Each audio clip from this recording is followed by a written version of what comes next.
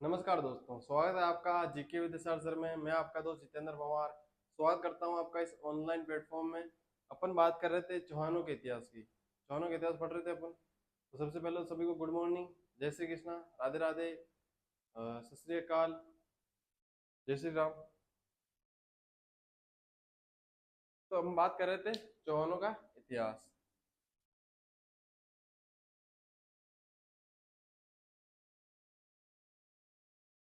चौहानों का इतिहास। चौहानों के इतिहास में हमने कल तीन चीजें पढ़ी थी। तीनों क्या थी? जो तीनों चीजें किसमें पढ़ी थी? हमने एक हेडिंग डाली थी। क्या हेडिंग डाली थी? उत्पत्ति। कि चौहान जो थे उनकी उत्पत्ति के जो सिद्धांत थे वो कौन कौन से सिद्धांत थे। उत्पत्ति स्थल की बाद में बात करेंगे, सबसे पहले उत्पत्ति कैसे हुई, ठीक है। तो ये चीज चर्चा कर रहे थे हम, जिसमें अंदर पहला जो आपका सिद्धांत आता है, पहला सिद्धांत था वो था अग्निकुंड का सिद्धांत। क्या था? अग्निकुंड का सिद्धांत। और जो दूसरा था उसमें लिखा गया था कि ब्राह्मणों से उत्पत्ति। उसमें लिखा गया था कि ब्राह्मण से उत्पत्ति हुई है किसकी? चौहानों की। उसके बाद था एक और तर्क था जिसमें कर्नल जेम्स टोड ने और बाकी दो ने कहा था, किन्होंने अभी बता देता हूँ। विदेशी कहा था चौहानों को, विदेशियों से उत्पत्ति। तो ये तीन हमने पढ़े थे कल। कल की क्लास के अंदर शुरू में सिलेबस डिस्कशन थोड़ा सा, और उसके बाद ये तीन सिद्धांत पढ़े थे, जिसके अंदर उत्पत्ति के सिद्धांत तीनों। अग्निकुंड का सिद्धांत क्या था? तो अग्निकुंड का सिद्धांत यह था कि चंद्रबरदाई की पुस्तक पृथ्वीराज रासो के अनुसार जो गुरु वशिष्ठ थे उन्होंने आबू पर्वत पर यज्ञ किया और चार जातियां उत्पन्न की। कौन कौन सी जातियां उत्पन्न की थी मैंने कल लिखवाई थी आपको। परमार, प्रत्यार, चालुक्य और चौहान, ये चार जातियां थी। और इस मत का जो ये मत है, इस बात का समर्थन कौन करते हैं? मोहनोत नैणसी। कौन? मोहनोत नैणसी करते हैं। और सूर्यमल मिश्रण। कौन? मिश्रण नहीं, मिश्रण। सूर्यमल मिश्रण। ये जो दोनों इतिहासकार है अपनी पुस्तक में इसको लिखते हैं, इसका मतलब समर्थन करते हैं। उसके बाद अपना सिद्धांत आता है, वो है ब्राह्मणों से उत्पत्ति। जो सेकंड है ब्राह्मणों से उत्पत्ति, वो किस आधार पर लिखा गया है? वो बिजोलिया अभिलेख के आधार पर लिखा गया है। क्यों? क्योंकि बिजोलिया अभिलेख के अंदर जो है ब्राह्मणों को क्या कहा गया है? वत्स, गोत्रीय ब्राह्मण कहा गया है। मैं बात करूं ब्राह्मण से उत्पत्ति, तो जो अपने इतिहासकार है कौन? डॉक्टर दशरथ शर्मा। वो अपनी पुस्तक द अर्ली चौहान डायनेस्टी और नयामत खां, यानी जिनको कविजान कहा जाता है, उन्होंने अपनी पुस्तक कायम रासों में इसका समर्थन किया है। उसके बाद आ जाता है विदेशी से उत्पत्ति। अब विदेशी से उत्पत्ति, विदेशी से उत्पत्ति तो कर्नल टोड बाबू हो, जो कर्नल टोड बाबू पुण्य कर रही हो, कर्नल टोड बाबू और विलियम क्रूक और अपने स्मिथ, ये तीनों जना कहीं की हो गए थे कि तो विदेशी विदेशियों में उत्पत्ति थे। तो विदेशी हो कैसे, किस आधार पर? वो संघ थे, संघों ने राज किया, और संघ जो है हमारे संस्कृति से मिलते जुलते थे। कैसे? जैसे कि अग्नि का और सती प्रथा, कुछ जैसे मैंने आपको बताए थे, होतियारों की पूजा, ठीक है। बाद में जो है हरिचंद्र ओझा आए थे, जीएच ओझा आए थे, उन्होंने बताया था ऐसा नहीं है, हम उनसे अलग हैं। मान लो कि वो हमारी ही संतान रही होगी जो बाद में वहां बस गई होगी और शासन स्थापित किया लिया होगा, उसके बाद वापस भारत में आके उन्होंने शासन किया होगा। ये बात किसने की थी? जीएच ओझा ने। तो ये संशोधित किया था। और उसके बाद अपनी जो कहानी है उसको हम कंटिन्यू करेंगे। इतनी सी बात की थी हमने, पढ़ा तो बहुत कुछ का था, ठीक है। अब जो चार आगे आते हैं मत, उनको एक साथ ही करा दूंगा मैं, ठीक है। कौन कौन से? उनमें से एक तो आता है, नंबर 4 है ना, नंबर 4 है सूर्यवंशी। भाई अब तक जो हमने तीन पढ़े थे ना, अब तक जो हमने तीन सिद्धांत पढ़े थे ना, वो तीनों क्या थे? वो कोई और बताता है कि हमने किसी और से पूछा कि ये कौन थे, ठीक है। भाई मान ले कि आप कहीं जावा, तो आप कोई आदमी के बारे में पहले तो दूसरा में पूछा, डायरेक्ट पूछा थोड़ी पूछ ले वहां पर क्या वो कौन है भाई, ठीक है। तो वो बताए तो ठीक है। अब अलग अलग लोग तर्क दे सके कि वो बुरा है, वो अच्छा है, जो भी है के बारे में बता सके। कि जाति पूछे तो अगर अपन कहे वो कौन लागे थे लगे वो किसी जाति का है, तो अलग अलग जाति बता दे, सब ठीक है। फिर बाद में आवे कि बिन बाद में जा रहा खुद ने पूछे, तो वो खुद कहीं की हो, तो ये जो आगे मैं 4 लिखाऊंगा, ये चारों किसने बताए? वो उन्होंने खुद ने बताया, कहीं ना कहीं लिखवाया अभिलेख में, या फिर कहीं ना कहीं उन्होंने जिक्र किया है। नंबर 5 आ जाता है यहाँ पर चंद्रवंशी। कौन से? चंद्रवंशी। चंद्रवंशी कौन कौन बताते हैं? और इन दो की बात करते हैं, फिर अगले दो की बात करेंगे। सबसे पहले तो सूर्यवंशी। तो सूर्यवंशी किसने कहा है? तो मैं कहूंगा, किसने कहा है सूर्यवंशी? किसने कहा है? विग्रहराज चतुर्थ है। विग्रहराज चतुर्थ आगे आएगा, मैं पढ़ाऊंगा आपको। विग्रहराज चतुर्थ, विग्रहराज चतुर्थ का जो है अभिलेख है, किसका? विग्रहराज चतुर्थ का अभिलेख है। कौन सा अभिलेख है वो भी पढ़ाऊंगा। इसमें लिखा हुआ है, किसने? विग्रहराज ने लिखवाया है कि वो राम के वंशज है। अब आप बोलोगे राम के वंशज है, सूर्यवंशी कहाँ गया? तो इन्होंने जो इतिहासकार थे बाद में, कौन कौन? जीएच ओझा हो गए, ऐसे कुछ इतिहासकार थे जिन्होंने क्या कहा कि भाई विग्रहराज चतुर्थ के अभिलेख के अंदर लिखा हुआ है कि वो क्या है? राम के वंशज है। और राम क्या है? सूर्यवंशी है। क्या है? सूर्यवंशी है। तो ज्यादातर चौहान है वो अपने आप को सूर्यवंशी बताते हैं, सूर्यवंशी बताते हैं। और विग्रहराज चतुर्थ के अभिलेख के अंदर भी क्या लिखा हुआ है कि हम राम के वंशज है। अब राम कौन थे? राम सूर्यवंशी थे। तो इन्होंने भी यही अर्थ निकाल लिया कि ये क्या है? चौहान क्या है? चौहान जो है वो सूर्यवंशी है। बाद में यही चीज जो है कुछ लोगों ने अपनी किताब में लिख दी, जैसे कि हमीर महाकाव्य। एक और पुस्तक आती है जैसे कि हमीर रासो। इसमें भी वर्णन है कि इनको सूर्यवंशी कहा गया है।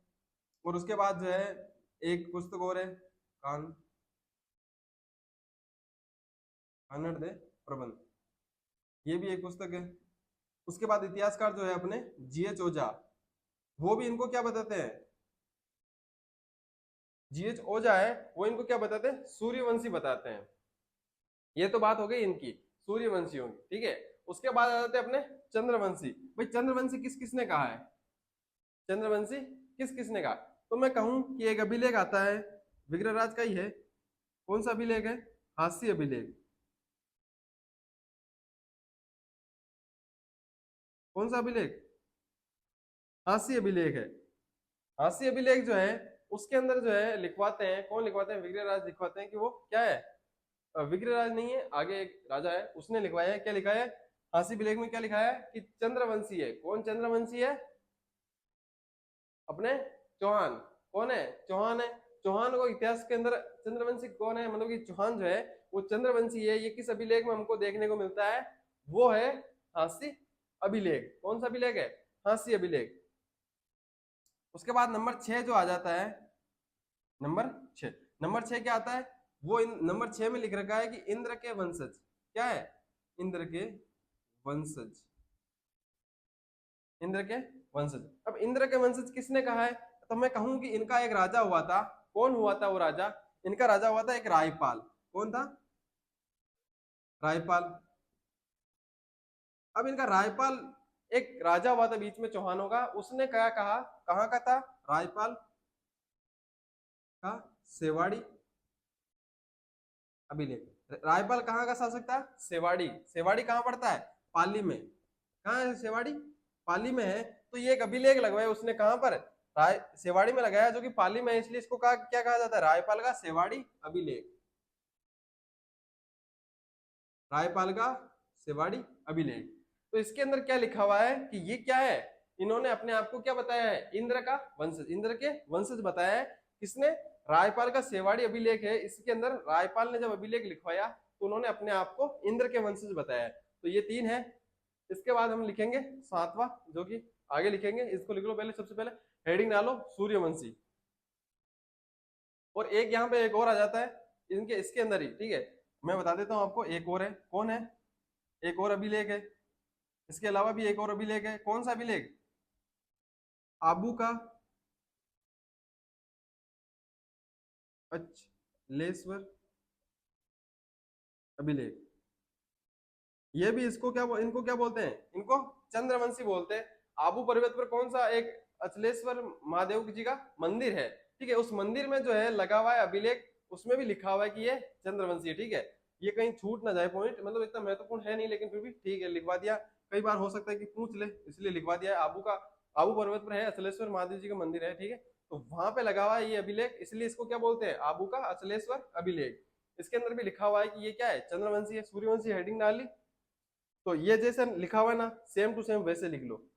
और जो ये लिखा हुआ है वो, इसको यहाँ पे लाइन लिख लेना, हासी का अभिलेख, उसके बाद में आबू का अचलेश्वर, और सेम टू सेम छह नंबर लगा के जो है ये लिख लो, ठीक है। देखो मैंने बता रखा है, ये ऐसे याद हो जाएगा। सूर्यवंशी हेडिंग डालो, विग्रहराज चतुर का, विग्रहराज चतुर के अभिलेख में ये उल्लेख है कि उनको सूर्यवंशी कहा गया है, ठीक है। अब ये इतना बड़ी लाइन लिखाऊंगा, इससे अच्छा ये कि किस किस में लिखा हुआ है भाई, विग्रहराज चतुर का अभिलेख है उसमें वर्णन है, हो सकता है तो आप ब्रैकेट में लिख लो राम के वंशज कहा गया है। और राम के वंशज कौन थे, राम के वंशज कौन थे, राम कौन थे, सूर्यवंशी थे, ठीक है।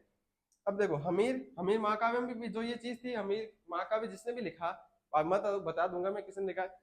हमीर महाकाव्य जिसने भी लिखा है उसने क्या है, उसने इससे देख के लिख दिया भाई कि ये कौन है, सूर्यवंशी है। सेम चीज हमीर रासो में लिखी हुई है, कानर दे प्रबंध में लिखी हुई है, और जी एच ओझा ने भी यही लिखा है, यानी इसका ही समर्थन किया है। उसके बाद जो चंद्रवंशी है, चंद्रवंशी किसने कहा है, जो हास्य अभिलेख है, क्या है, हास्य अभिलेख है। उस हास्य अभिलेख के अंदर इसका वर्णन है कि चंद्रवंशी किसको कहा गया है, चौहान को। चौहान क्या है, इसका मतलब चौहान है चंद्रवंशी है। इसके ये किसके अंदर लिखा गया है, ये लिखा गया है हास्य अभिलेख और आबू का अचलेश्वर अभिलेख। उसके बाद आता है इंद्र के वंशज। इंद्र के वंशज किसने बताया है, तो रायपाल इनका एक शासक था चौहानों का, ठीक है। उसने कहा है, वो कहाँ का शासक था, सेवाड़ी का था। जो सेवाड़ी कहाँ पड़ता है, पाली में। और उसने क्या कहा है कि हम क्या थे, इंद्र के वंशज है मतलब है क्या है, इंद्र के वंशज है। किसने कहा है, रायपाल ने।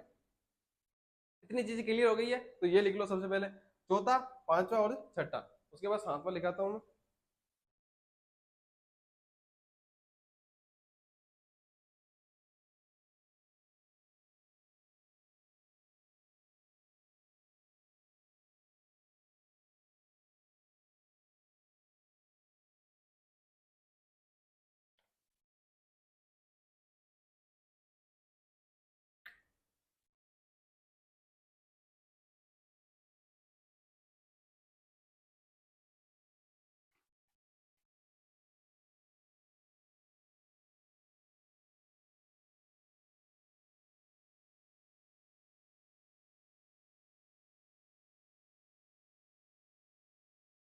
लिख लिया ये। देखो लिखना आपको पॉइंट टू पॉइंट है। जो आपको सूर्यवंशी हेडिंग डालनी है सबसे पहले नंबर 4 लगा के, फिर आपको ये चारों पांचों, पांच है ना, पांचों पॉइंट लिखने हैं आपको ये। फिर आपको हेडिंग डालनी है चंद्रवंशी, पांचवा नंबर लगा के, फिर हास्य अभिलेख, उसके नीचे लिखना आबू का अचलेश्वर अभिलेख। इंद्र के वंशज लिख के ये सेम टू सेम लाइन लिख लो यहाँ पे। उसके बाद सातवीं हेडिंग जो है, 7 नंबर जो है वो भी लिखा देता हूँ मैं,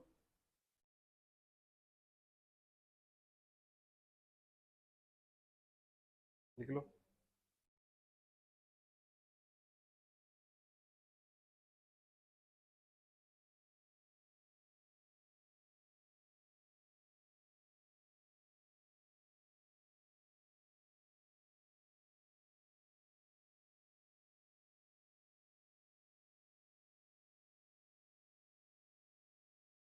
लिखो लिखो, जल्दी से लिख लो।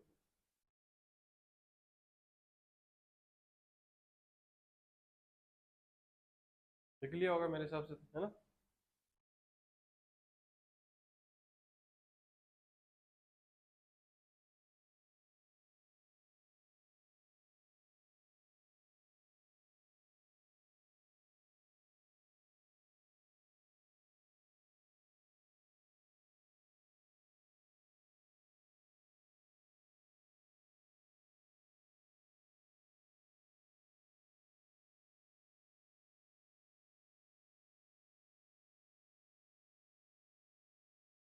नंबर 7 आता है अब।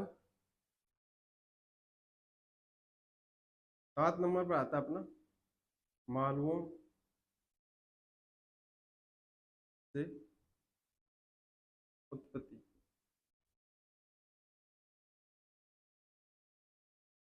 क्या कह गया, मालवों मालवों से उत्पत्ति। अब मालवों से उत्पत्ति तो हमने मान लिया भाई, मालवों से उत्पत्ति है। चौहानों ने कहा भाई हम मालवों से, हमारी उत्पत्ति जो है मालवों से है। तो हमने कहा भाई कैसे, किस आधार पर कह रहे हो। तो उन्होंने कहा कि लिखा हुआ है भाई हमारे पास, क्या लिखा हो गया है, उन्होंने कहा हमारे पास है विग्रह राज का विग्रहराज चतुर्थ का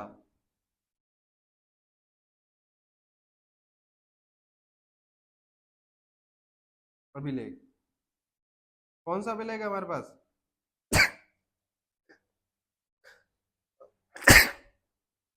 सॉरी, क्या है हमारे पास? विग्रहराज चतुर्थ का अभिलेख है हमारे पास। किसका अभिलेख है? विग्रहराज चतुर्थ का अभिलेख है। और उस अभिलेख में लिखा हुआ है कि हमारी उत्पत्ति जो है मालवों से हो रखी है। अब कई जो बच्चे हैं वो ये बोलेंगे क्या कि यहाँ पर भी लिखा हुआ है कि ये मालवों से उत्पत्ति हो रखी है और वहां लिख रखा है कि सूर्यवंशी है। तो मैं बताता हूँ, अब यहाँ पे ऐसा लिखा हुआ है कि इनकी उत्पत्ति मालवों से हुई है, ठीक है ना, इनकी उत्पत्ति मालवों से हुई है, लेकिन वो हो तो सकते हैं ना सूर्यवंशी। भाई मैं सूर्यवंशी हूँ और मेरी उत्पत्ति मालवों से हुई है, हो सकता है नहीं? ये पॉसिबल है, पॉसिबल है ना ये भाई? भाई विग्रहराज चतुर के दोनों चीजें लिखी हुई है, तो मैं सूर्यवंशी भी हो सकता हूँ, ठीक है। अभी मैं सूर्यवंशी पंवार हूँ, ठीक है, तो मैं सूर्यवंशी पंवार हूँ। अगर मैं ये कहूँ कि मेरी उत्पत्ति मालवों से हो रखी है, ठीक है, तो ये बात सच हो सकती है ना? भाई मैं सूर्यवंशी पंवार हूँ लेकिन मेरी उत्पत्ति जो है मालवों से हो रखी है, ये मैं चीज बोल सकता हूँ ना? तो यही तो सेम चीज है। विग्रहराज चतुर्थ के अभिलेख में क्या लिखा हुआ है कि हमारी उत्पत्ति मालवों से हुई है और जो हम हैं, क्या है? हम सूर्यवंशी हैं। हम क्या है? राम के वंशज हैं हम। अब उसने डायरेक्ट तो नहीं लिखा है लेकिन इनडायरेक्टली यही लिखा है उसने कि सूर्यवंशी हम, राम के वंशज मतलब सूर्यवंशी, क्योंकि राम क्या थे? सूर्यवंशी थे। अब देखो जो सारे बाकी अभिलेख है ना, ये जो है ना सबसे इंपॉर्टेंट अभिलेख है। कौन सा? सबसे महत्वपूर्ण अगर अभिलेख मुझसे पूछोगे, मतलब कि सबसे मान्य पूछोगे, सबसे ज्यादा प्रचलित तो फर्स्ट है अग्निकुंड वाला, ठीक है, लेकिन सबसे मान्य पूछोगे मुझसे तो यही मानूंगा मैं। क्यों मानूंगा इसको? इसका रीजन बता देता हूं मैं। देखो जो अपना पृथ्वीराज राष्ट्रों के अंदर लिखा हुआ है, जो कि किसने लिखा है? चंद्रबदई ने। चंद्रबदई तो बिल्कुल ही फेंके मार गया कि यज्ञ में डाला मंत्र फूंका, चार जातियां उत्पन्न। तो मैं तो कहता हूँ ये बंद करो फिर, ये क्या बोलते हैं इसको, जैसे अपन बनाते हैं बच्चे बच्चे बनाते हैं, ठीक है, कृत्रिम बच्चे बनाते हैं ना, उससे तो वो बंद करो, मंत्र फूको, गंगा जल छिड़को और चार जातियां उत्पन्न, मतलब बच्चे जितने भी हैं, क्यों मर रहे हैं ऐसे बॉर्डर के ऊपर, जो भी बॉर्डर के ऊपर मर रहे हैं, तो इससे अच्छा है कि क्या मंत्र फेंको, लाओ। मैं तो जब तक ये किताब ढूंढ रहा हूँ पृथ्वीराज वाली, वो गुरु वशिष्ठ वाली की, भाई मंत्र मिल जाए जल्दी से, ठीक है, एक आधा टीचर भी बढ़ जाए। और व्यूअर की तो हमारे पास कमी है नहीं है वैसे, ठीक है, लेकिन फिर भी बढ़ा ले एक आधी बार, ठीक है, थोड़े बहुत। तो मैं कह रहा हूँ कि ये सबसे महत्वपूर्ण क्यों लगता है, सबसे मान्य क्यों लगता है। और बात करें ब्राह्मणों से उत्पत्ति, तो डॉक्टर दशरथ शर्मा मैं आपको बताऊंगा आगे कहानी उनकी क्या है, ठीक है। और जो विदेशी से उत्पन्न है, तो कर्नल जेम्स टॉड ने तो वो हिस्ट्री चेंज ही कर दी पूरी, कि तुम तो कौन हो? संघ के वंशज। अबे संघ हमारे वंशज है, ठीक है, वो हमारे नाजों की औलाद निकली तो हम क्या करें? अब उसके बाद सूर्यवंशी, ठीक है। अब सूर्यवंशी तो कौन कहता है? ये भी विग्रहराज चतुर्थ का भी अभिलेख कहता है, हो सकता है वो मान्य हो। इंद्र के वंशज या फिर चंद्रवंशी, अब उनके बारे में ये नहीं कह सकते गलत है, लेकिन सर्वमान्य ये क्यों है मैं बता देता हूँ। देखो अब मालव कौन थे? देखो मालव क्या थी? मालव जाति भी है। और अगर आपको याद हो तो मालव क्या है? एक महाजनपद भी, महाजनपदों में से क्या था? एक जनपद भी था। भाई 16 महाजनपद थे जिनको एकजुट करके सबको हरा के कौन आए थे? मौर्य, ठीक है, मौर्यों ने सबको हराया था और जो है एक छत्र राज किया था हिंदुस्तान के ऊपर। तो जब मुझे बताओ, जब इन्होंने इसके ऊपर आक्रमण किया होगा, आक्रमण करने के बाद भाई युद्ध वुद्ध हुआ होगा, जो मरे होंगे कुछ जिंदा रह गए होंगे, इनमें से बताओ कोई ऐसे जिंदा रह गए होंगे या एक आधा इसके अंदर से जिंदा रह गया हो, ठीक है। जो मालव थे वहां पे जब आक्रमण किया, मालव भी हार गए थे, अब बाकी के 15 हारे, बाकी के मतलब जो भी 16 हारे मगध से, तो उसके अंदर ये भी मालव भी हार गए होंगे, ठीक है। जब मालव हारे तो इनमें से एक आधा बच गया होगा। जब बच गया होगा तो देखो मालव क्षेत्र भी है, ठीक है, मालवी अभी जैसे कि कुछ पशुओं की नस्लें भी होती है। तो मालव क्षेत्र कौन सा होता है? जो अपन जयपुर से थोड़ा सा इधर की साइड में होता है नीचे की तरफ, वो कौन सा क्षेत्र है? वो मालव क्षेत्र के आसपास ही आता है। उसको मालव क्षेत्र कहा जाता है। नस्ल जो होती है मालवी, कुछ बोली जो भी होती है वो वहीं के आसपास बोली जाती है। तो वो मालव यहाँ थे, ठीक है। अब सांबर कहाँ है? सांबर, सांबर कहाँ है? जोधपुर के, मतलब कि जयपुर के उस तरफ, मतलब कि यहाँ पे मान लो जयपुर है, तो यहाँ पे उस पार क्या है? मालव हो गया। और इस पार क्या हो गया? इस पार सांबर हो गया। तो फर्क तो इतना ही है। अब ये यहाँ नहीं जा सकता क्या? अब देखो आप बोलोगे फिर कि मौर्य के टाइम में क्यों नहीं आए ये, फिर चौहान बाद में क्यों आए? तो मैं बताऊं, कोई जाति के जीवन थोड़ी परोसड़ी जो खानी है, ठीक है। करनो कहीं है क्या भाई बेटा, मौर्य, हाँ मौर्य के बाद में मौर्योत्तर आया, क्या मौर्योत्तर, ठीक है, मौर्योत्तर के बाद में गुप्त, उसके बाद में गुप्तोत्तर, उसके बाद में हर्षवर्धन, ठीक है। तो ये हो सकता है ना, क्या हो सकता है कि यहाँ से यहाँ पे महाजनपद काल का, महाजनपद काल, ठीक है। अब यहाँ से कोई 13वीं या 14वीं पीढ़ी के अंदर या 15वीं पीढ़ी के अंदर जाते जाते जो आदमी बच गया था, उसकी 15वीं पीढ़ी इतनी स्ट्रोंग हो गई होगी कि उसने अपने आप को स्थापित कर लिया होगा कहाँ, सपाद लग आगे पढ़ाऊंगा मैं, यानी कि सांबर, ठीक है, वहां पे उसने अपने आप को स्थापित कर लिया होगा। और मैं बात कहूं किसकी, इनकी चौहानों की, तो चौहान किसके आसपास रहते थे, इनका प्रारंभिक स्थल कहाँ था, सांबर, यानी कि सपाद लक्ष्य, वो आगे अभी बता ही दूंगा मैं, ठीक है। तो ये हो सकता है ना, ये पॉसिबल है। और जो वैज्ञानिक दृष्टि से है ना, सबसे जो मान्य यही लगता है कि भाई ये हो सकता है, भाई ये पॉसिबल है ना, कि यहाँ तक कोई आते आते उसने अपने आप को स्थापित कर लिया होगा और वो उसके बाद शासक बन गया, कहाँ का, सांबर के आसपास का जो शासक बन गया। तो इसको लिख लो, क्या लिखोगे इसके अंदर, मालवों से उत्पत्ति और विग्रहराज चतुर का अभिलेख। कहाँ से जानकारी प्राप्त होती है कि भाई ये मालव थे, तो विग्रहराज चतुर के अभिलेख से हमको जानकारी मिलती है कि ये कौन थे, चौहान, मालवों से उत्पत्ति हुई थी, ठीक है, मालव नहीं थे, मालवों से इनकी उत्पत्ति हुई थी, जो भी चीज मानो आप, ठीक, लिख लो इसको, इतनी छोटी सी बात को, बस इतना ही लिखना है आपको कि मालवों से उत्पत्ति और विग्रहराज चतुर का अभिलेख, लिख लो।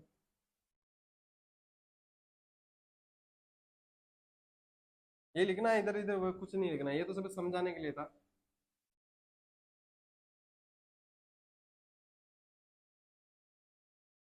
लिख लिया होगा। अब देखो, अब हमने उत्पत्ति के सारे तथ्य थे वो तो हमने पढ़ लिया, अभी उत्पत्ति कैसे हुई, अब उत्पत्ति हुई कहाँ, प्रारंभिक स्थल क्या था, उसकी बात करते हैं। क्या था उत्पत्ति स्थल, तो लिखो यहाँ पे उत्पत्ति स्थल। तो मैं बता चुका हूँ कि इनका उत्पत्ति स्थल कौन सा रहा होगा, तो इनका उत्पत्ति स्थल जो है कौन सा रहा होगा, मैंने बताया यहाँ पे, रहा नहीं होगा, रहा है, वो है सपाद लक्ष्य, यानी वर्तमान का सांबर के जो आसपास का क्षेत्र है वो किसको कहा जाता था, सपाद लक्ष्य। ये क्या था इनका प्रारंभिक क्षेत्र, ठीक है, प्रारंभिक क्षेत्र इनका कौन सा था, सपाद लक्ष्य, जहां पे इन्होंने अपना शासन जो है स्थापित किया था। अब इसकी राजधानी क्या थी, राजधानी की अगर मैं बात करूं कि राजधानी भी तो रही होगी उसकी, तो इसकी राजधानी जो थी वो थी क्या, अही छत्रपुर, क्या थी, अही छत्रपुर। ये कहाँ है, वर्तमान का नागौर, वर्तमान के नागौर को क्या बोला जाता था, अही छत्रपुर। ये चीज लिख लो यहाँ पे, बस इतनी सी लिख लो। अब देखो, अब यहाँ पे इनको चौहान क्यों कहा गया, तो इसके पीछे भी एक कहानी है, मतलब कि छोटी सी है उसके अंदर, वो जो एक इतिहासकार है बता दूंगा अभी। चौहान, देखो इनका ऐसा कहा जाता है कि इनका जो पहला शासक था वो था चहमान। कौन, चहमान। इनका जो फर्स्ट शासक था, यानी पहला जो शासक था जिसने स्थापना की होगी ऑलमोस्ट, तो वो कौन था, चहमान था। अब चहमान था तो देखो, चहमान और चौहान, इसके अंदर डिफरेंस अगर देखोगे तो कुछ ही डिफरेंस है, देखो च है, ह है और न भी है, ठीक है। अब देखो चहमान मतलब कि ऐसे विकसित होते होते चौहान हो सकता है, भाई ऐसे टूटते टूटा फूटा नाम बोलते बोलते चमन चमन चमन चमन चौहान चौहान चौहान बोलते रहे, बोल सकते हैं ना, ठीक है ना। वैसे ही मैं तो कम ही बोलते हैं, मैं अगर बीच में आ रहा हूं तो कम ही बोलते हैं, ठीक है। तो चौहान, चौहान से चौहान हो सकता है। अब एक इतिहासकार थे, नोट लगा के लिखो यहाँ पे, सबसे पहले तो ये लिख लो उत्पत्ति स्थल, उत्पत्ति स्थल में लिख लो प्रारंभिक क्षेत्र, प्रारंभिक क्षेत्र कौन सा था इनका, सपाद लक्ष्य, कौन सा था, सपाद लक्ष्य था। राजधानी कौन सी थी, राजधानी थी अहि छत्रपुर, जिसको वर्तमान का नागौर कहते हैं, या वर्तमान में जो जगह है वो नागौर है। अहि छत्रपुर कौन सी जगह है, नागौर है, नागौर को, नागौर का प्राचीन नाम अहि छत्रपुर है, कुछ भी समझ लो एक ही बात है। पानी पीता हूँ तब तक लिखो 2 लाइनें, उसके बाद जो नोट है वो भी लिखाता हूँ।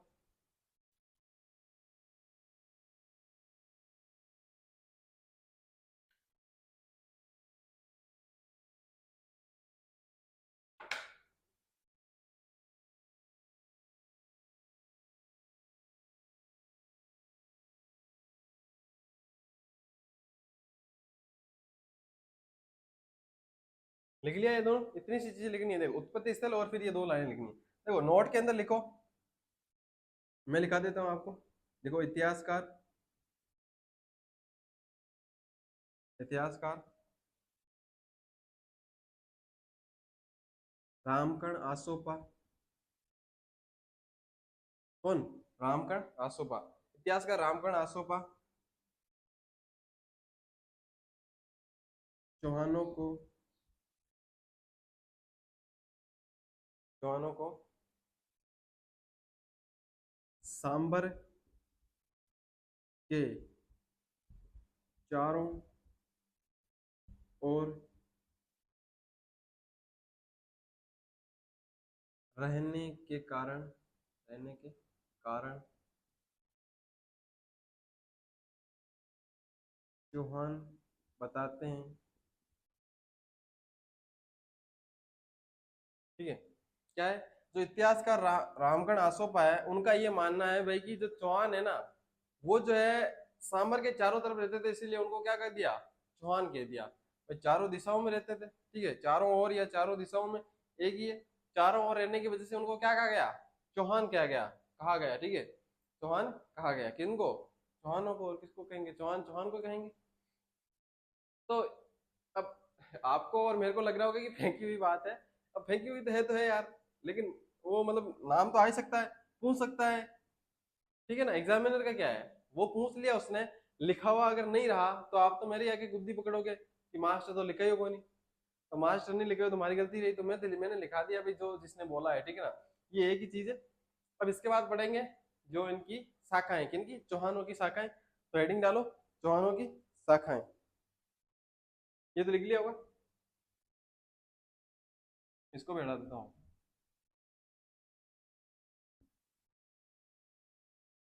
अब बोलने की जरूरत है क्या? वीडियो को लाइक करना है और चैनल को सब्सक्राइब करना है। देखो बोलने की जरूरत नहीं होनी चाहिए।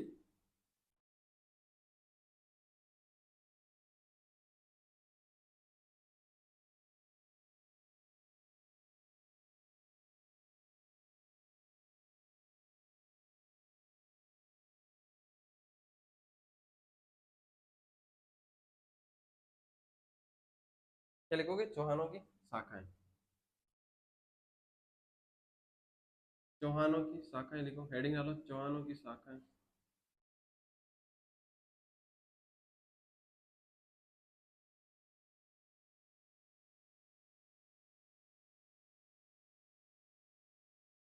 ये आता कि नहीं आता रहे इसके ऊपर? नहीं आता होगा मेरे हिसाब से ना। चौहानों की शाखाएं, अगर मैं बात करूं चौहानों की शाखाएं, तो चौहानों की शाखाएं कितनी थी इससे हमको मतलब नहीं है, जितनी भी थी हम यहाँ पे डायरेक्ट पढ़ेंगे। ठीक है, चौहानों की शाखाएं, चौहानों की जो पहली शाखा निकल के आती है वो आपको अभी मैंने बताया था, वो थी सांबर। कौन सी थी? सांबर, सांबर थी। उसके बाद सांबर से एक और शाखा निकली, वो थी नाडोल। कौन सी? नाडोल। नाडोल से दो शाखाएं निकली, कौन कौन सी? एक तो बूंदी और एक कोटा। दो शाखाएं निकली, कौन कौन सी? एक तो बूंदी और दूसरी कोटा। इससे एक और शाखा थी, कौन सी? वो थी जालोर।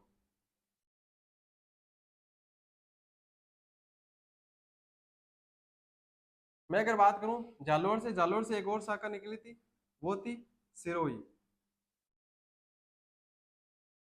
कौन सी? सिरोही। अब देखो, अब सांबर, सांबर देखो एक पूरी की पूरी जो ये यहाँ का शासन था ना, वो यहाँ शिफ्ट हो गया था एक तरीके से। तो यहाँ की शाखा मान लो, या स्थापित हुए कहाँ पर? अजमेर में। अजमेर में ये जो है शिफ्ट हो गए थे, कौन? सांबर के चौहान। अब देखो अजमेर से फिर जो यहाँ पे एक और शाखा हमको देखने को मिलती है, वो शाखा है कौन सी? रणथंभौर के चौहान। कौन से? रणथंभौर के।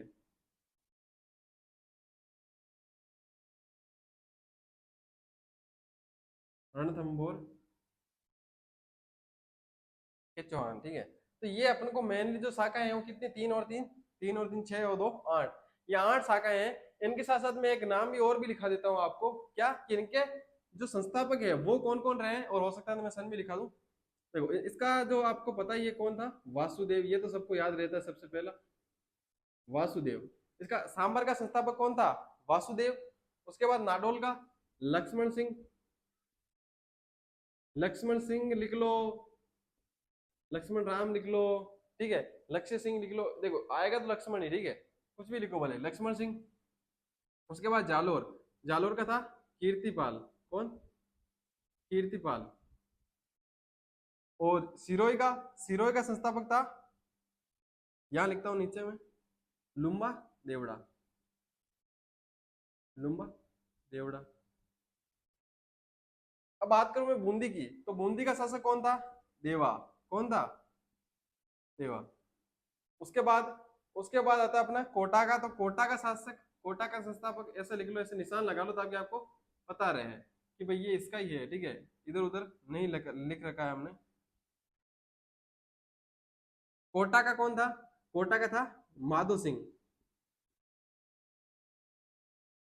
माधो सिंह, ठीक है। उसके बाद अजमेर के, अजमेर का पता होगा आपको, सबको पता होगा मेरे हिसाब से तो।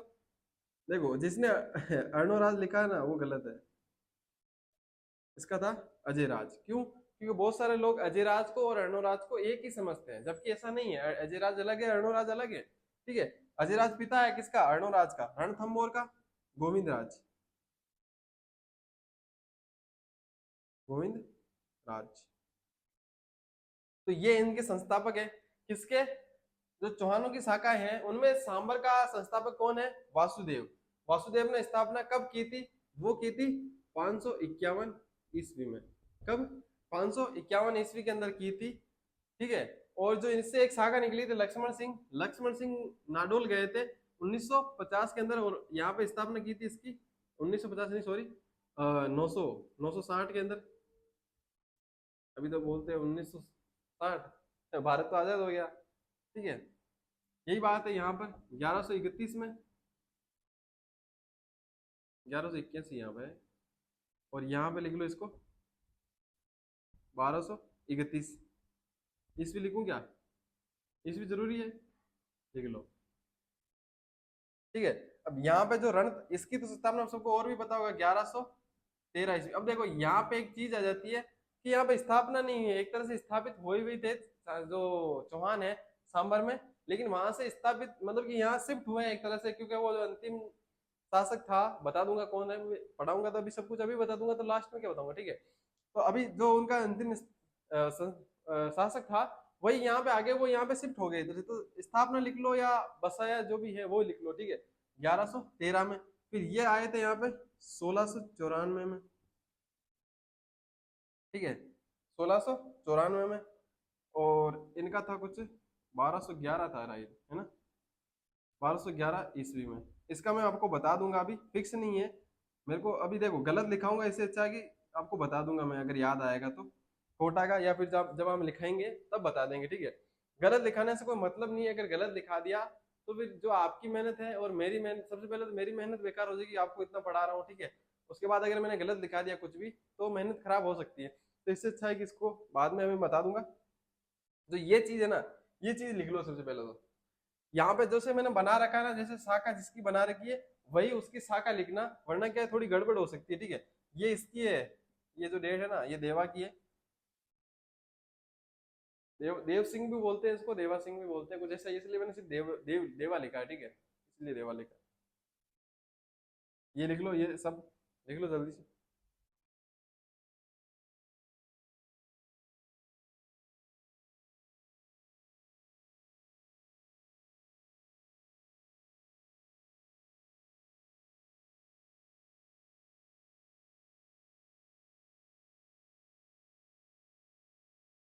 हाँ यहाँ पे क्या है 1631 है।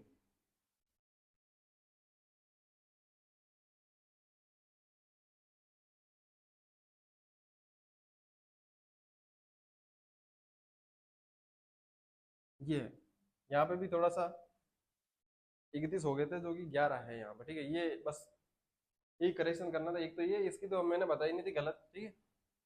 इसकी तो सही कर दी बस, ठीक है। तो ये लिख लो, सांबर के चौहान, नाडोल के चौहान, जालोर है ना, यहाँ जालोर है, सिरोही है, फिर बूंदी और कोटा, फिर अजमेर और रणथंभौर। और जो हेडिंग भी डाले ना आप, किसकी, सांबर के चौहान।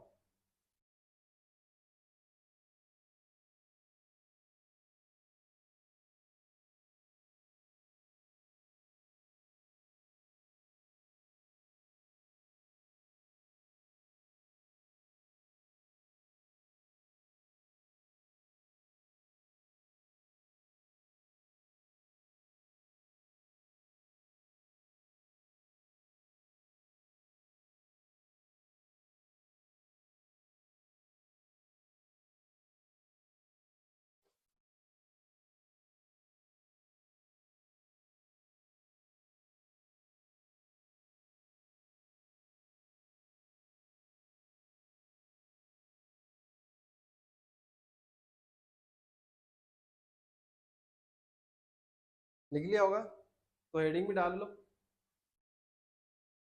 क्या डालोगे, सांबर के चौहान, हेडिंग डालो, सांबर के चौहान।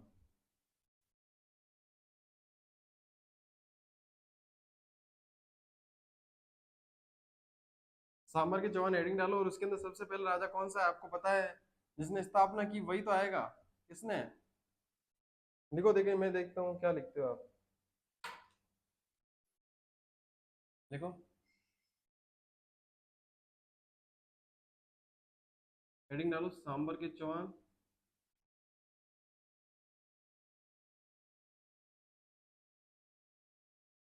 और उसके अंदर जो है फर्स्ट लिख लो, या फिर कुछ ऐसे डेट्स लगा लो, जैसे कि कौन आएगा यहाँ पर, रेड पेन से लिख दूं ना, दिख तो रहा है ना यार, मेरे को ऐसा लगता है जैसे दिखता नहीं है ना, इसलिए मैं यहाँ पे लिखने लिखता हूँ, वासुदेव। कौन था अपना, वासुदेव, वासुदेव था पहला। अब देखो, वासुदेव नाम लिख लिया होगा आपने, अब बात करते हैं वासुदेव की, पेन छोड़ दो, ठीक है। अब देखो वासुदेव कौन था, तो वासुदेव ने, वासुदेव था सांबर चौहान वंश का संस्थापक, चौहान वंश का संस्थापक कौन था, वासुदेव। कौन था, वासुदेव था, किसका, चौहान वंश का स्थापक, ये संस्थापक। कब की थी, 551 ईस्वी में, ठीक है। कब की थी स्थापना, स्थापना 551 ईस्वी के अंदर इसकी स्थापना की थी, किसने, वासुदेव ने, चौहान वंश का संस्थापक था। उसके बाद आ जाती है कि जानकारी कहाँ से मिलती है। अब देखो, हिस्ट्री जो है ना, हिस्ट्री ऐसे तो नहीं है कि मेरे दादाजी ने मेरे को कहानी सुनाई थी उस हिसाब से मैं लिख रहा हूँ यहाँ पे। हिस्ट्री जो सबूतों के आधार पर लिख जाती है, जो सबूत, जो जो सबूत मिले हमको, उस सबूतों के हमको जोड़ के हिस्ट्री बनाई है, ठीक है। वो जो लिखा हुआ तो उसी को लिखा है, और उसके आधार पर हम पढ़ाते हैं और पढ़ते भी हैं। तो कहाँ से मिलती है इसकी जानकारी, इसकी जानकारी जो है, राजशेखर जो है अपने, राजशेखर की पुस्तक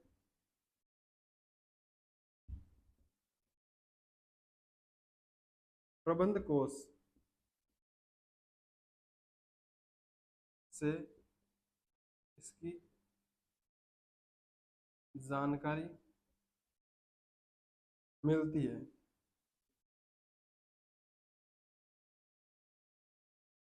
इसकी जानकारी मिलती है कि इन्होंने स्थापना की थी, किसने, वासुदेव ने, ये जानकारी मिलती है, ठीक है। उसके बाद एक और चीज है कि भाई इन्होंने सांबर झील का निर्माण भी करवाया था, किन्होंने, वासुदेव ने। अब ये जानकारी कहाँ से मिलती है, तो ये जानकारी मिलती है हमको बिजोलिया अभिलेख से। कहाँ से मिलती है, बिजोलिया अभिलेख से, बिजोलिया अभिलेख के अनुसार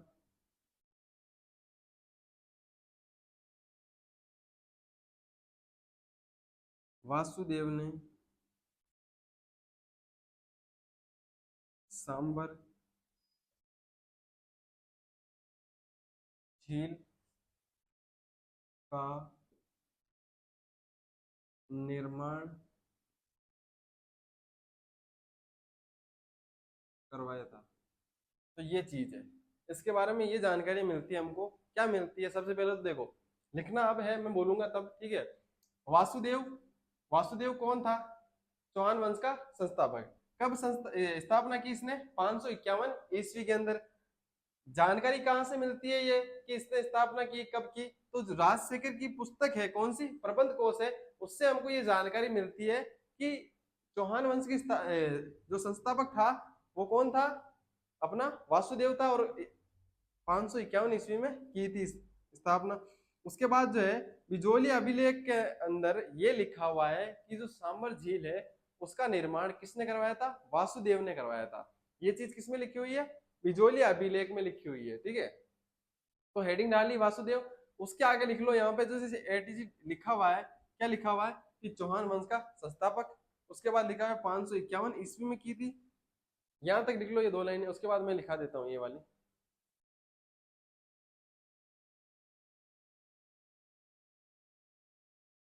या इसको ही लिख लो भले, सेम चीज लिखी हुई है यहाँ पे। क्या लिखा हुआ है कि इसकी जानकारी राजशेखर की पुस्तक प्रबंध कोश से मिलती है, या फिर राजशेखर की पुस्तक प्रबंध कोश से इसकी जानकारी मिलती है। ये दोनों चीजें सेम ही है, तो इस लाइन को भी लिख लो।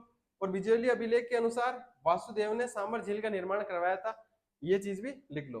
तो ये पॉइंट है इसके बारे में, मेनली यही पॉइंट है, बाकी कोई छूटा तो है नहीं। संस्थापक था, युद्ध युद्ध तो किए नहीं इसने, युद्धों के किए भी होंगे तो इनकी जानकारी मिले नहीं है, ठीक है।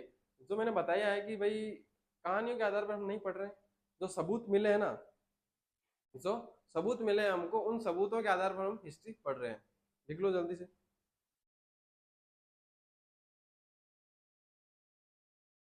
सबूतों के आधार पर पढ़ रहे हैं, लिख लो।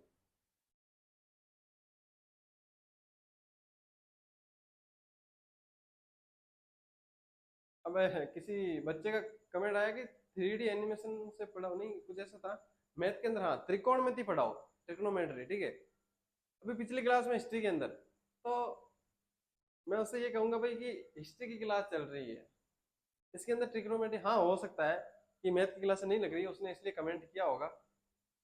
तो बात करेंगे हम कि मैथ की क्लासें भी लगाई जाए, इसके अंदर मैथ की क्लास जल्द से जल्द लगाएंगे।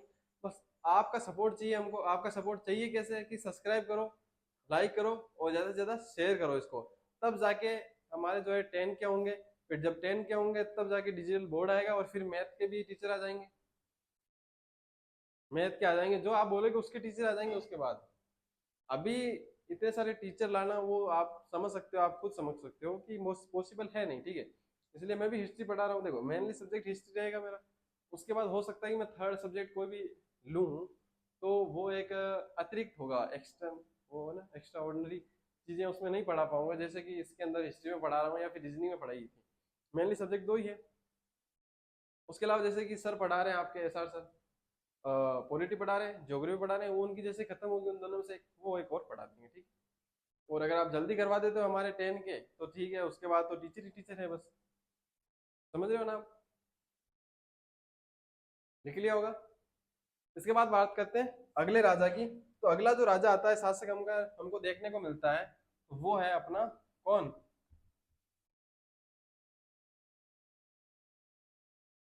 कौन है? कमेंट करो जल्दी से, मैं जब तक इसको हटाता हूँ तब तक कमेंट करके बताओ कि नेक्स्ट शासक कौन है।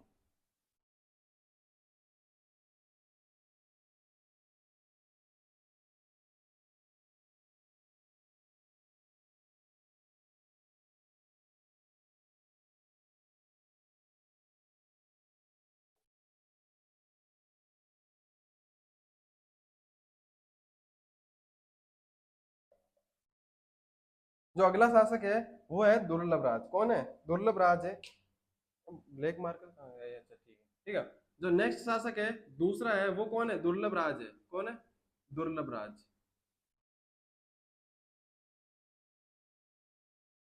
नाम से दुर्लभ है, भाई ने कांड मोटे मोटे किए हैं, ठीक है।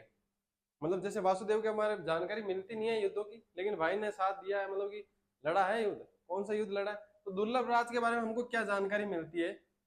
सबसे पहले तो जानकारी क्या मिलती है दुर्लभ राज के बारे में? देखो दुर्लभ राज, अब ऐसा मत पूछना कि दुर्लभ राज जो है वासुदेव का क्या लगता है, तो हम यहाँ पे जो जानकारी मिलती है उसके अनुसार पढ़ रहे हैं। तो यहाँ पे हमारे, मैंने बोला था 600 से लगा के 1200 तक डार्क हिस्ट्री है, ठीक है। डार्क हिस्ट्री के अंदर हमको पता नहीं है कि कौन किसका बेटा था, या सारे के सारे राजा हम नहीं पढ़ पाते हैं, ठीक है। तो इसने क्या किया था, इसने त्रिपक्षीय संघर्ष में भाग लिया था। अब त्रिपक्षीय संघर्ष क्या, मैंने ये कल भी बताया था, और अगर आपको इसकी पूरी जानकारी चाहिए ना तो अलग से पढ़ना पड़ेगा पूरा त्रिपक्षीय संघर्ष, क्योंकि राजस्थान हिस्ट्री में ये टॉपिक है नहीं। देखो कुछ कुछ हिस्सा आएगा उसका तो मैं पढ़ाता रहूंगा उसका, ठीक है। तो इसने क्या किया था, सबसे पहले त्रिपक्षीय संघर्ष में भाग लिया था। अब आप बताओगे कि गुरुजी आपने तो कल कहा था कि त्रिपक्षीय संघर्ष जो है तीन जनों के बीच में हुआ था, किन किन के बीच में हुआ था? जहां पे चालुक्य थे, पाल थे, और एक और जाति थी याद नहीं, जिसमें चौहान तो था ही नहीं, ठीक है। चौहान तो थे ही नहीं। जब चौहान नहीं थे, हाँ, परमार परमार और प्रत्यार, परमार और इनके बीच, चालुक्यों के बीच और एक पाल के बीच, तो इन तीनों के बीच में हुआ था, इनमें से चौहान थे ही नहीं। तो ये आधी रोटी में दाल लेने वहां पे क्यों गया, ठीक है। तो मैं बता देता हूँ कि आधी रोटी में दाल नहीं लेने नहीं गया था, इसके बाद रोटी पूरी थी। कैसे? किसने संघर्ष तो लड़ा था, लेकिन किसकी तरफ से? प्रतिहारों की तरफ से, ठीक है। परमार नहीं थे, प्रतिहार थे, ठीक है। प्रतिहारों की तरफ से लड़े थे। कौन? दुर्लभ राज जी, दुर्लभ राज जी, ठीक है। तो दुर्लभ राज था, वो किसकी तरफ से लड़ा था? प्रतिहारों की तरफ से लड़ा था। इसने खुद ने भाग, मतलब कि ऐसे चौहानों की तरफ से भाग नहीं लिया कि एज ए चौहान, ठीक है। जैसे कि कोई खेल रहा है, मान लो कि एज ए कैप्टन नहीं, वो एज ए प्लेयर खेल रहा है, ठीक है। एज ए प्लेयर खेल रहा है। अगर कैप्टन खेलता तो वो पूरी टीम लेते, जैसे कि अभी इंडिया है, ठीक है। इंडिया का कैप्टन रोहित शर्मा है, तो वो अगर मुंबई में खेलेगा तो ऐसे थोड़ी वो इंडिया खेल रही है, वहां पे वो as a player Mumbai Indians की तरफ से गया है, ठीक है। तो वही बात कर रहा हूं मैं कि प्रतिहारों की तरफ से गया है, वो कौन है? दुर्लभ राज। किसके अंदर? त्रिपक्षीय संघर्ष के अंदर भाग लिया उसने। तो ऐसा नहीं कि वहां पे चौहान मिल गया उसके अंदर। त्रिपक्षीय संघर्ष बहुत बड़ा है, ठीक है। उसको अलग से क्लास लगती है उसकी, जैसे कि उसको पढ़ने के लिए बहुत बड़ा है उसके अंदर, ठीक है। आप पढ़ोगे तो आपको पता चलेगी। देखो दो फिल्में हैं, मैं बता सकता हूँ अगर आप देखना चाहो तो। एक तो पीएस फर्स्ट और एक पीएस सेकंड, ये दो फिल्में हैं। ऐश्वर्या राय है उसके अंदर, अगर इंटरेस्ट जगाने के लिए बोला मैंने, ठीक है। अगर आप देखना चाहो तो उसके अंदर, ठीक है। ये दो फिल्में हैं, उसके अंदर पूरा चालुक्यकार, प्रतिहारोंकार ये बताया गया है कि भाई जी क्या क्या मामला रहा था और त्रिपक्षीय संघर्ष क्या था। ये दो फिल्में आप अगर देखना चाहो तो इसके अंदर बताया गया है कि त्रिपक्षीय संघर्ष था क्या। हेडिंग डाल रखिए, सेम चीज लिख लो कि इन्होंने त्रिपक्षीय संघर्ष में भाग लिया था, और किसकी तरफ से लड़े थे? प्रतिहारों की तरफ से लड़े। दुर्लभ दुर्लभ राज आपने हेडिंग डाल ली तो लिखो, इन्होंने इन्होंने इन्होंने त्रिपक्षीय संघर्ष में भाग लिया था। किसने लिया था? अपने दुर्लभ राज ने। लिख लिया। उसके बाद लिखो, प्रतिहारों की तरफ से लड़े थे। अब यहाँ पे अगर सहायता मत लिख देना, क्योंकि सहायता एक अलग चीज हो जाती है, ठीक है। तो सहायता नहीं मानना है हमको, हमको मानना है कि प्रतिहारों की तरफ से ये लड़े थे, ठीक है। तो नेक्स्ट राजा जो आता है अपना, वो आता है गुवक। कौन? गुवक। कई लोग इसको भूवक लिख देते हैं, लेकिन ये भूवक नहीं है और ना ही भावुक है, ठीक है। ये क्या है? गुवक है।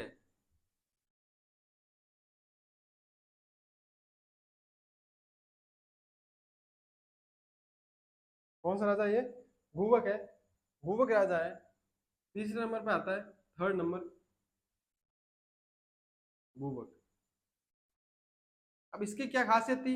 तो सबसे पहले तो मैं आपके एक चीज बता देता हूँ कि ये क्या था, जो प्रतिहार शासक था, प्रतिहार शासक,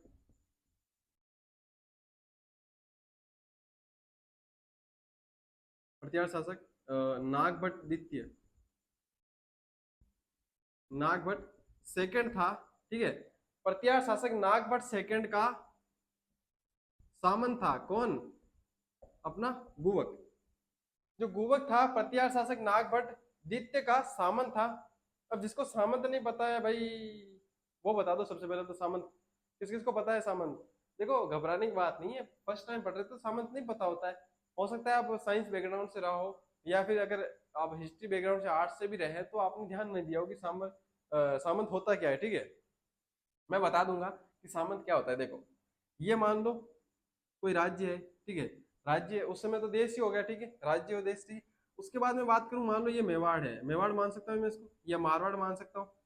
ये मारवाड़ मान लो, मारवाड़ मान लो यार, कुछ भी मान लो, ठीक है, मारवाड़, ठीक है। अब ये मारवाड़ है, ये राष्ट्र है। उसके बाद में देखो ये जो है ना, ये होगी उसकी राजधानी।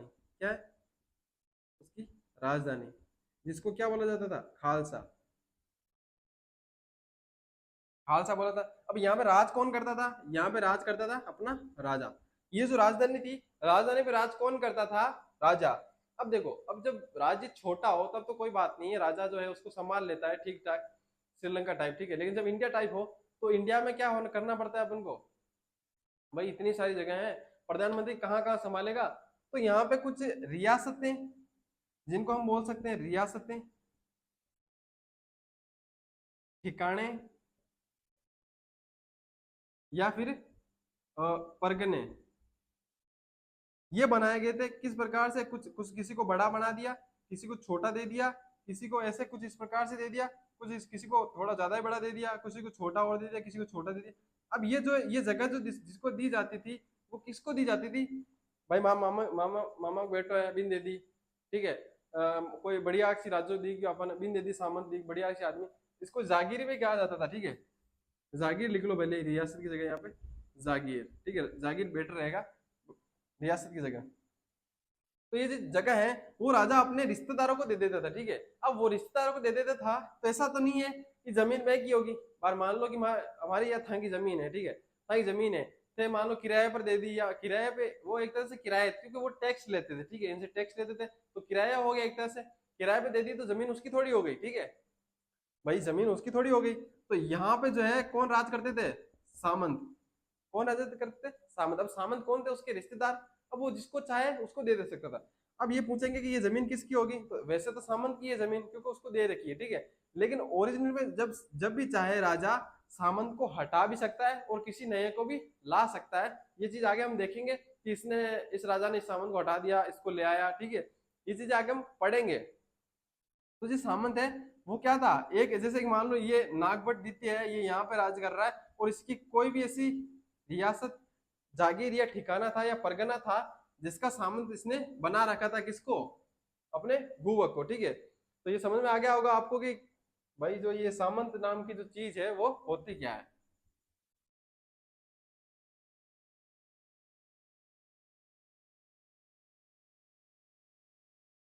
सारी चीजें आपको बताई जाएगी, आप नो टेंशन है, आपका भाई आपके साथ है, ठीक है। अब मैं बात करूं तो नागभट्ट द्वितीय का सामंत था, कोई युद्ध वुद्ध जिता दिया होगा नागभट्ट भाई को, ठीक है, द्वितीय को। तो इसने क्या किया, नागभट्ट, जो अपना नागभट्ट था, जो अपना नागभट्ट द्वितीय था, नागभट्ट सेकंड ने गोवक को वीर की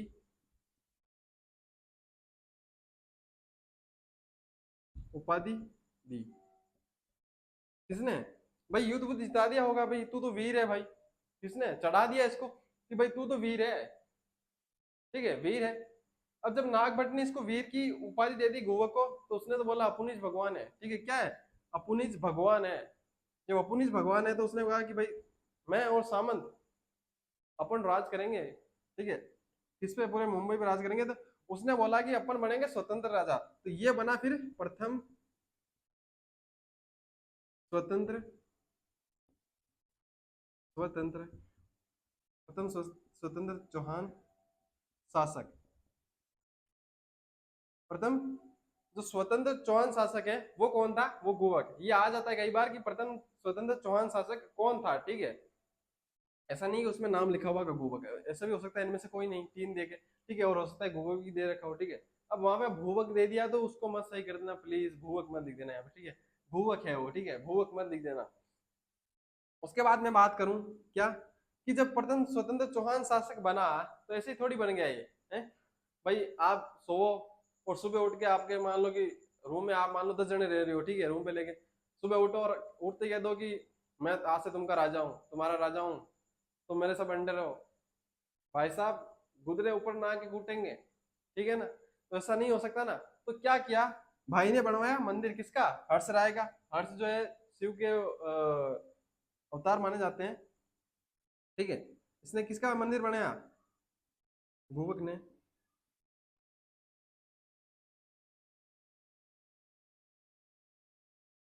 हर्ष, हर्ष का मंदिर बनवाया, हर्ष का मंदिर बनवाया इसने, ठीक है। अब हर्ष किसको माना जाता है, शिव जी को माना जाता है, शिव जी का ही एक रूप माना जाता है किसको, हर्ष को। अब हर्ष को जब हर्ष का जब मंदिर बनाया भाई ने, तो क्या किया, हर्ष का मंदिर बनाया हुआ तथा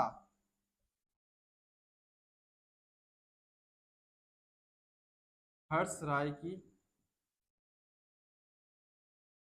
उपाधि धारण की, उपाधि धारण की। एक तो भाई ने उसको उपाधि दी थी, किसने, नागभट्ट ने। अब नागभट्ट की उपाधि दी तो भाई स्वतंत्र हो गया, ठीक है, अपुनिज भगवान है टाइप, ठीक है। उसके बाद क्या किया उसने, स्वतंत्र चौहान तो शासक हो गया, ठीक है। लेकिन उसके बाद मान्य कौन है, वही बात है ना, मैंने कहा कि सुबह उठ के बोले कि भाई भाई सबसे पहले भी कोई राजा बना होगा, सबसे पहले आपने सोचा होगा यार सबसे पहले जब राजा बना तो कैसे बना होगा वो। भाई सुबह उठते ही तो ये नहीं कि तुम्हारा राजा हूं तो मान भी लिया होगा, तो कैसे बना होगा। तो मैं बताता हूँ कैसे। कि गुवक ने बोला भाई, क्या बोला होगा, गुवक ने बोला भाई रात को आए थे अपने भगवान जी सपने में। कौन, शिव जी आए अपने सपने में, भोले बाबा आए। और भोले बाबा ने आके बोला भाई मैं जो है ना, अपन को विदेशी विदेशी विदेशी काम भी रहते हैं भाई, स्विट्जरलैंड, अफ्रीका, अमेरिका, उधर भी अपन को काम रहता है, थोड़ा संभालना होता है। तो क्या कर तू, जो ये इतनी सी जगह है ना, कौन सी, सामर, सामर है ना, इतनी सी जगह को तू संभाल ले, ठीक है, इतनी सी जगह को तू संभाल ले। अब अपना बडेरा भोला भाला, ठीक है, बेबी समझ गया भाई, ठीक है। और क्यों, अगर नहीं मानना है तो क्यों, अगर नहीं मानना है तो भोले बाबा क्यों भाई मैं देख ले मैं तो नहीं मानी, ठीक है। तो ये तो मान गया से बड़ा है। और जब मान गया तो क्यों भाई यार तू राजा बने, क्यों राजा, राजा मैं कौन नहीं, मैं तो सेवक हूँ। देखियो राजा कौन है, देखियो राजा तो अपनो हर्षराय है, यानी शिव जी भगवान है। जरी तो मैं शिव जी को मंदिर बनाई हूँ, ठीक है, मैं तो को सेवक हूँ। राज पर तो अपन कौन करी, हर्षराय करी, हर्ष, हर्ष करी यानी कौन है, शिव जी भगवान करी, ठीक है। और मत हर्ष राय हूँ यानी हर्ष को आप शिव जी को आप सेवक हूँ। जैसे कौन क्यों, अलाउद्दीन खिलजी क्या बोलता था, मैं तो नेक इंसान हूँ, यानी कि मैं जो खुदा है उसका बंदा हूँ मैं, मतलब जो मुझे सिर्फ उसका भलाई करने के लिए भेजा गया है संसार की, ठीक है। इसलिए उसको मानते थे बाकी लोग। और जो अपने मेवाड़ वाले हैं वो क्या बोलते हैं कि अपने जो राजा है वो कौन है, एकलिंग जी है, हम तो उनके सेवक हैं। उसी प्रकार से अब ऐसी जनता मानेगी नहीं, तो ये मान लेती है। वो जो देव प्रेम होता है, देव प्रेम नाम की एक चीज होती है, ठीक है, किसी का नाम नहीं है देव प्रेम, ठीक है। देव प्रेम मतलब जैसे ममत्व का भाव होता है, वैसे देव प्रेम का भी एक भाव होता है, उसके अनुसार उन्होंने इसको राजा माना, मतलब कि बना खुद ही, ठीक है। तो ये कहानी रही इसके बारे में, किसके बारे में, बुबक के बारे में। अब लिख लो सेम सेम चीज, जो लिखा हुआ है वही लिखना है। क्या लिखना है कि प्रतिहार शासक नागभट्टी जो सेकंड था उसका सामंत था, ये सामंत था। तो नागभट्ट द्वितीय ने इसको गुवक जो को है क्या दी थी, वीर की उपाधि दे दी थी। वीर की उपाधि दी तो भाई स्वतंत्र हो गया, स्वतंत्र हुआ। स्वतंत्र होते ही क्या किया, हर्ष का मंदिर बनवाया और अपने हर्ष राय की खुद ने क्या की, हर्ष राय की उपाधि धारण की। जल्दी से लिखो तब तक पानी पीता हूं मैं।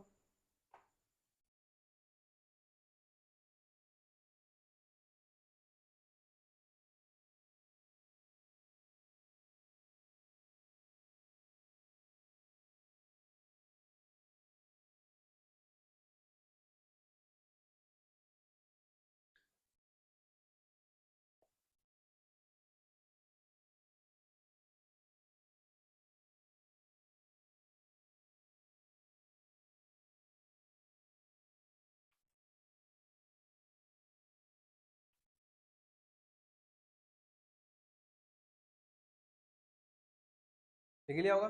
हम्म, भाई यही लिखना है जो है ना। देखो ये जो चीजें लिखी हुई है ना, मैं इसलिए लिख रहा हूँ ताकि आपको लिख लो, ये सेम चीज लिखनी है। मैं बोल के लिखाऊंगा तो भी सेम टाइम, अब मैं जैसे मैंने गूगल हेडिंग डाली और मैं फिर से यही खड़ा रह के बोलने लग जाऊं कि ये जो है नागभट्ट द्वितीय का सामंता, लिख लिया। उसके बाद लिखो कि नागभट्ट द्वितीय ने इसको वीर की उपाधि दी थी। उसके बाद मैं बोलूं कि प्रथम स्वतंत्र शासक था, उसके बाद फिर मैं बोलूं, अभी समझाऊं नहीं, इन्हें समझा दिया, उसके बाद जो लिखा हुआ है वो की वही चीजें आपको लिखनी है। प्रतिहार शासक नागभट्ट का सामंत है, और उसके बाद क्या है, इसने इसको उपाधि दी किसने, नागभट्ट ने गुवक को। उसके बाद प्रथम स्वतंत्र चौहान शासक हुआ ये, गुवक ने हर्ष का मंदिर बनवाया तथा हर्ष राय की उपाधि धारण की।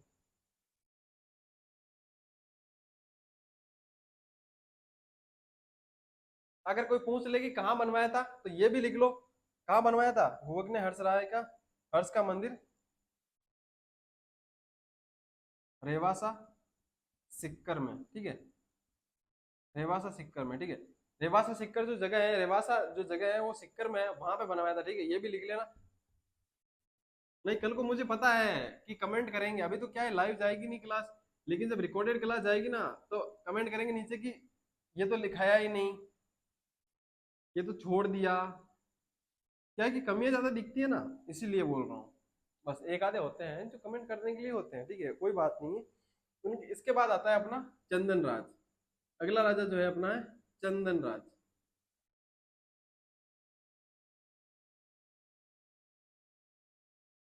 देखो कई बार क्या होता है कि आदमी खुद तो अच्छो का काम नहीं करे, पर कहीं ये आदमी ने कई बार जो है लुगाइया अच्छो का काम करते तो भी वजह याद रख ले, ठीक है। कोई कोई था गाँव में होला जिन्हें भी की खुद की काम को वजह याद नहीं रखे, भी की लुगाई का काम की वजह याद रखे, भाई लुगाई भाई वो काम कर करे, वही को धनी है, कई बार उनके का आई के लुगाई है, कई कई बार कहेगा आप फलाना की और फलाना को धनी है, ठीक है, अब बात किया करे। तो इसके अंदर इसने तो कोई ढंग का काम किया नहीं, किया भी होगा तो मिलता नहीं है। मिलता क्या है, इसकी पत्नी के बारे में, कौन थी इसकी पत्नी, आत्मप्रभा, आत्मप्रभा, प्रथा नहीं है, प्रभा, आत्मप्रभा। अब ये जो थी शिव की उपासक थी, यानी शिव की बहुत बड़ी भक्त थी, भोले बाबा की। तो उसने इसको क्या कहा जाता है, रुद्राणी भी कहा जाता है, किसको, आत्मप्रभा को। अब ये पत्नी किसकी थी, चंदन राज की थी, ठीक है। आत्मप्रभा कौन थी, इसकी पत्नी थी, ठीक है, लिख लेना ये। उसके बाद तो आत्मप्रभा कैसा क्या काम करती थी कि भाई फेमस हो गई, चंदन राज को हम पढ़ लेते हैं उसकी वजह से। तो जो ये थी कौन, आत्मप्रभा, ये प्रत्येक दिन, प्रत्येक दिन 1000 दीपक जलाकर, दीपक ऐसे लिखते हैं क्या, प्रत्येक दिन 1000 दीपक जलाकर पुष्कर झील के किनारे शिव की उपासना करती थी। क्या करती थी भाई, अब देख लो, हर रोज, हर रोज 1000 दिए जला रही है, क्या जला रही है, 1000 दीपक जला रही है, वो भी पुष्कर के किनारे। और रहते कहाँ है ये, सांबर में, सांबर मतलब जगह तो वैसे दूर नहीं है, लेकिन बोल रहा हूँ फिर भी, पुष्कर झील के किनारे। और किसकी उपासना करती थी, उपासना करती थी शिव की। तो शिव जी भगवान अपने भोले बाबा जी है, उनकी उपासना करती थी, इसलिए अब देख लो इतनी बड़ी भक्त है तो रुद्राणी तो कहेंगे। और रुद्राणी कहा, क्यों कहा गया, तो रुद्र किसको कहा जाता है, रुद्र शिव जी भगवान को कहा जाता है, तो रुद्र की रुद्राणी, ठीक है। ये चीज इतनी जानकारी। इसके बाद में एक और चीज है, ठीक है, किसके बारे में, चंद्रराज के बारे में नहीं, आत्मप्रभा के बारे में। क्या थी, ये जो अपनी आत्मप्रभा थी, गलत नहीं सोचना है, अपनी नहीं, जो भैया चंदन राज की थी, ठीक है ना, आत्मप्रभा योग क्रिया में निपुण थी।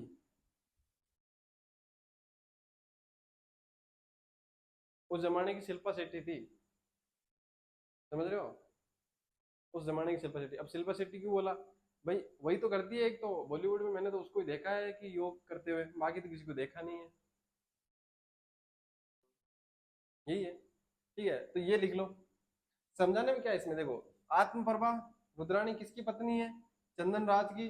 प्रत्येक दिन हर रोज जो है 1000 दिए ले जाती, जलाती कटे पुष्कर झील के किनारे, और किसकी की आराधना करती, शिव जी की, ठीक है, भोले बाबा की आराधना करती, की वजह इन रुद्राणी भी कहवे। और योग क्रिया के मान भी निपुण थी, योग क्रिया में निपुण थी। ये चीजें आपको लिखनी है। क्या लिखना है, सबसे पहले पत्नी किसकी थी, प्रत्येक दिन 1000 दीपक जला के फिर लिखना है आत्मप्रभा जो है योग क्रिया में निर्पूर्ण थी। ये चीजें लिखो। टाइम क्या हो गया मेरे हिसाब से?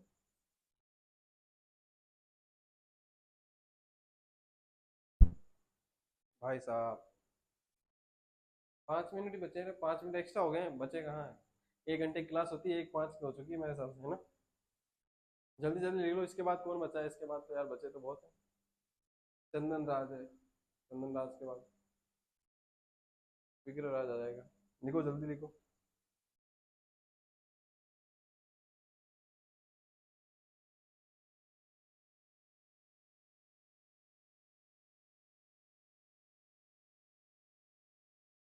लिख लिया होगा?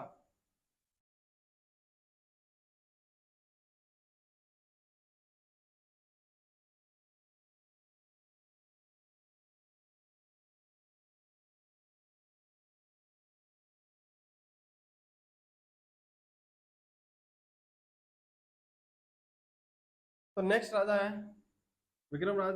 विक्रम विग्रह राज से पहले एक और है, कौन है? वो है अपने वाकपति राज। कौन है? वाकपति राज।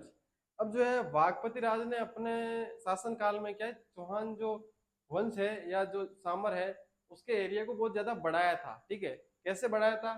108 क्यों बढ़ाया था, कैसे जानकारी मिलती है? तो ये जो था इसको कहा जाता है 108 युद्धों का विजेता। अब सोच लो आप, जब भाई ने 108 युद्ध जीते हो तो थोड़ा बहुत एरिया कवर किया होगा दूसरा। ठीक है, 108 युद्धों का विजेता किसको कहा जाता है? वाकपति राज को। एग्जाम में सीधा क्वेश्चन आ जाएगा, 108 युद्धों का विजेता किसको कहा जाता है निम्न में से? ठीक है, या निम्न में से 108 युद्धों का विजेता किसको कहा जाता है? जहां दिखे वाकपति राज, आपको राइट आंसर कर देना है, उस पर टिक कर देना है। ठीक है, इसके अलावा क्या था? 108 युद्धों का विजेता था, बस यही किया था। लिख लो ये बस।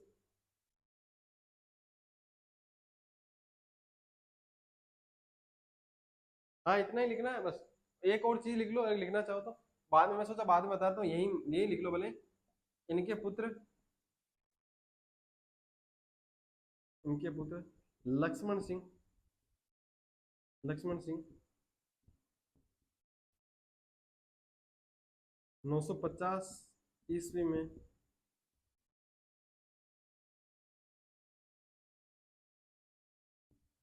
नाडोल चले गए। अब ये लाइन मैंने बाद में इसलिए बताना चाह रहा था कि ठीक ठाक बाद में समझा दूं, लेकिन अभी समझा दूंगा। ठीक है, अब ये जो सन लिखी है ना मैंने, इसी की वजह से बाद में लिख रहा था। अब 950, 950 देखते कोई लोग तो गुद्दी पकड़ने के लिए तैयार हो गए कि तूने तो वहां पे उसके अंदर सारणी के अंदर तो 960 लिखा दिया भाई। गुरु जी आपने वहां पे 960 लिखा रखा है, यहाँ पे 950 ऐसे कैसे चलेगा? तो भाई मैं ये बोल रहा हूँ, जैसे लक्ष्मण सिंह यहाँ से नाडोल गया तो नाडोला गए मतलब थाड़ी कमाइन जीवन लेर खड़ा आके लियो, लियो लक्ष्मण जी आओ बेटो, बस खाओ थाएगा तो शासन तैयार है। भाई वहां पे जाके उसको स्थापना करने में टाइम भी तो लगा होगा। राव बिका गया था ना, राव बिका को 23 साल लगे थे बीकानेर बसाने में। ठीक है, 23 साल। ये तो फिर भी 10 साल में कर लिया इसने नाडोल को। ठीक है, तो टाइम वाइम भी लगता है यार, ऐसा नहीं है। जैसे आप मान लो कि अपने घर को छोड़ के आए हो पढ़ाई करने के लिए, आपका उदाहरण दे देता हूँ, तो आपको टाइम तो लगेगा ना। ऐसा थोड़ी है कि जाते ही मान लो कि जिस साल गए उसी साल लग गए। ठीक है, ऐसा भी नहीं है, 6 महीने लग सकते हैं, हो सकता है, या फिर हो सकता है 3 साल लगे, 2 साल लगे, 6 साल लग जाए। कई बार तो किसी किसी की तो जिंदगियां गुजर जाती है कि फिर भी नौकरी नहीं लग पाती है। ठीक है, मेरी तरफ मत देखना क्योंकि मैं सिर्फ अभी 21 साल का हूँ। हाँ सच में मेरी उम्र जो है ना 21 वर्ष है। मेरी तरफ मत देखना, इनमें से मैं नहीं हूँ। मेरी उम्र से अभी 21 वर्ष है, अभी हुआ हूँ, जुलाई के अंदर हुआ हूँ अभी। ठीक है, एक 21 वर्ष 1 माह। और दिन कितने निकले होंगे? आज 18 है ना, तो 12 दिन निकले हैं बस। अब निकाल लेना अगर कुछ निकालना चाहो तो। ठीक, आपके हिसाब से। ठीक है, तो ये है अपना वाकपति राज। अब इसके बाद एक और राजा आता है, कौन आता है वो आता है विग्रराज। चतुर्थ नहीं, विग्रराज सेकंड।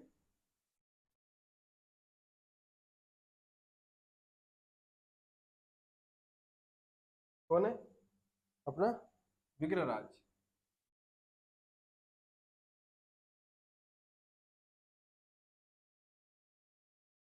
विग्रहराज सेकंड कौन है? विग्रहराज सेकंड है। अब विग्रहराज सेकंड ने क्या किया था? विग्रहराज सेकंड ने चालुक्य शासक था, चालुक्य शासक, चालुक्य शासक एक चालुक्य शासक था, वो था मूलराज। अब लोग इसको मूलराज प्रथम भी लिखते हैं, क्यों लिखते हैं? क्योंकि इसके बाद और भी मूलराज आए थे, इसलिए प्रथम लिखते हैं। फर्स्ट है तो लिखने की जरूरत नहीं है, लेकिन फिर भी लिख लो, ठीक है। चालुक्य शासक मूलराज प्रथम को हराया था। अब लग रहा होगा कि हराया तो था, क्या हो गया इसमें? तो उस समय चालुक्य जो वंश था बहुत प्रभावशाली था, और उसको हराना ऐसे ही मतलब छोटी मोटी बात थी नहीं, ठीक है। तो इसने हराया भाई ने, तो बहुत बड़ी बात थी, ठीक है। क्या किया इसने? चालुक्य शासक मूलराज प्रथम को हराया था।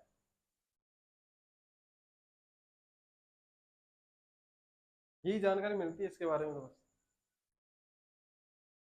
बाकी एक आधी और जानकारी है। हाँ, इसने क्या किया था? अब देखो, चालुक्य जो शासक थे वो कहाँ के थे? वो थे गुजरात के, ठीक है। अब गुजरात में मान लो उसने जाके फुटबॉल बनाई होगी इनकी, तो फुटबॉल बनाने के बाद क्या हुआ कि वापस आते टाइम इसने क्या किया कि एक जगह पड़ती है गुजरात के अंदर, क्या? भड़ोच।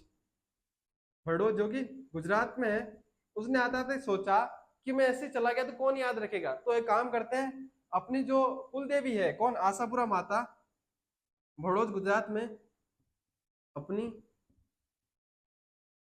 कुल देवी आशापुरा माता का मंदिर बनवाया। इनका मेन आशापुरा माता का जो मेन मंदिर है वो नाडोल में है, लेकिन इन्होंने भी बनवाया, किसने? विग्रहराज सेकंड ने भी कहां पर? भड़ोच गुजरात के अंदर बनवाया था, आशापुरा माता का मंदिर बनवाया था। ये चीज भी लिख लेना, ठीक है। कई बार चीजें दिमाग से थोड़ी निकल जाती है, स्लिप हो जाती है, कोई दिक्कत नहीं है, याद आ गई टाइम पे तो लिखवा दी ये भी, ठीक है। भाई का भी आते आते याद, मतलब कि देखो भड़ोच तक आया गुजरात में, ठीक है, तब जाके याद आया भाई यार, मतलब ऐसे चल रहा है अपन तो। अब मान लो कि हमने तो इसमें युद्ध हमने जीता है, इसको हराया है मूलराज प्रथम को, एक लाइन लिखाएंगे सर, तो कम से कम दो तो लिखाए, तो दूसरी लाइन ये लिख लो बस। लिखो लिखो।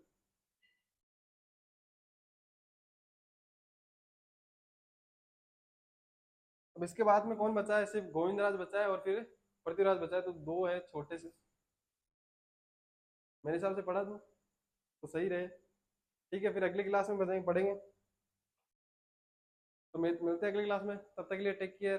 बाय बोलने से पहले कहूंगा, रक्षाबंधन है 19 तारीख को, तो हो सकता है कल क्लास ना हो, तो सब जितने भी भाई है उनकी बहन है, तो उनको सबको रक्षाबंधन की हार्दिक शुभकामनाएं। तो ध्यान रखिए अपना और अपनों का। तब तक के लिए take care, bye, thank you.